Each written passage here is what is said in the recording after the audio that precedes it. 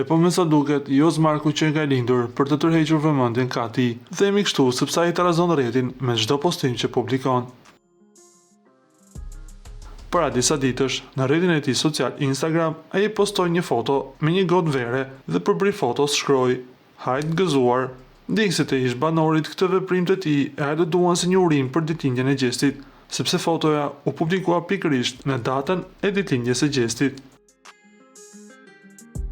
Fancat nuk nguruan dhe menjëherë këtë foto të Josit e morën si një ngacmim për Gjestin, ose ndoshta një ngacmim për të gjithë portalet, që Josi të jetë përsëri në qendër të vëmendjes.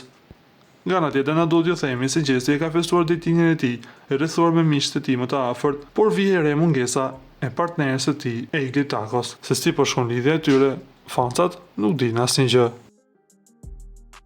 Ju lutem klikoni tek butoni subscribe për të marrë të rejat më të fundit nga showbizi shqiptar.